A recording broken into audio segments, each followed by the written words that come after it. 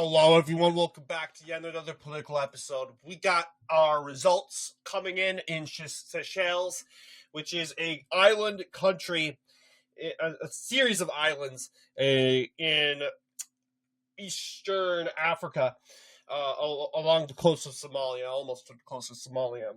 And we got some results pending because Seychelles on Saturday had their election, and we only to learn that, there's going to be a runoff. No surprise. If you have all these candidates running in a presidential race, and there's a law where you have to get over 50%, it's pretty much impossible to do that. But you have a second round taking place already, going from the 9th to the 11th in October. And not that far along, we have like a couple days till that, and we'll keep an eye on this said election. But ultimately, Seychelles has chose the two finalists who are going to be facing off each other.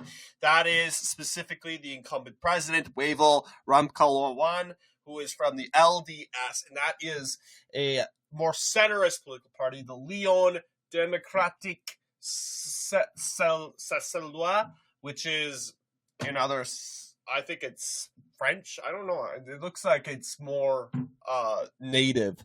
If you look at this, it seems like to be more liberal in more of American terms. Otherwise, the official position is center.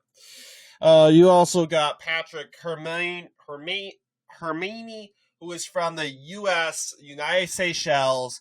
That is center left to left wing. I'm not necessarily a fan of these political parties, to be honest with you. But if I'm saying, hey, look, I'm not going to gamble with the left wing candidate. I would rather roll with the president, the incumbent president, seeing that he's more experienced. He's the incumbent, and his political party is less radical than his opponent. So I'm hoping it's not like, it's the end of the world. If he loses, I can care less who wins or loses. But I would say if I have to choose a side, I would go with Wavel. But going through the definition to see what's going on with the actual results, it says, with no outright winner, Seychelles will hold a rerun presidential election after the country's two main contenders secured below 50% of the votes, the Electoral Authority said. According to official results on Sunday, incumbent Wavel Ramkalawan gained 46.4% of the vote, while opposition figure Patrick Hermini received 48.8%, according to the Associated Press news agency. So apparently Hermini won that presidential for the first round, but that's not guaranteed him anything. It looks too small for actually an outright winner, like the outright direction, to be the outright results to be called. So it is quite difficult to determine, but ultimately, I think that, I don't know. I honestly have no idea. I would like to see the polls, but the polls don't really say anything. The results, you got the candidates running. Now, looking at the candidates and which political parties they come from, like, for instance, Marco Francis, he comes from the Seychelles United Movement. I wish they had a link to determine which position that party comes from. But what's going to determine who's going to win is if these candidates form a coalition with those losing candidates down below. And if they form a bigger coalition, then the chances are that they will win. I want to take a look at the previous results in 2020. You'll see the presidential map. You'll see that we'll just call him Wavel. His last name's complicated. Wavel, in the blue, secured a lot of vote here. All right, and it's quite questionable because you have the United Seychelles, party right here. United Seychelles under Vincent Mariton.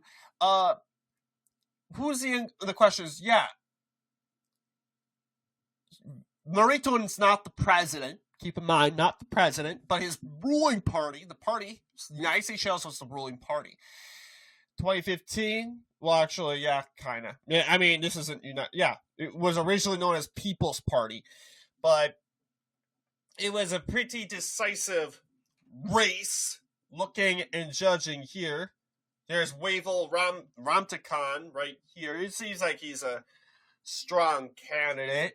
I mean, looking at his previous electoral history in the results, he still coming from the NSP, or no, it's a Seychelles. No, yeah, it's the same party. But yeah, he's been in politics for a pretty long time. In 2006, he ran. 2001. This could backfire. I mean, yeah, So the good news for the president is that, hey, he's a legendary figure. He's become a juggernaut in Seychelles politics.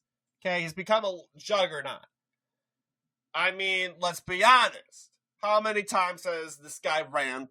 Like, this guy's been on the ballot in 1998, 2001, 2006, 2011, 2015, 2020. This guy's been in the ballot since every single election this century. So it'd be historic if Wavel ended up losing. It'd be historic. And although it isn't going to become the main headline of the day, obviously, but this guy's been in politics for a very, very, very long time. And was the head of state, and it took him this long to become president of Seychelles. It would be kind of disappointing for him if he ended up losing. But it looks like it's going to become a very tight election.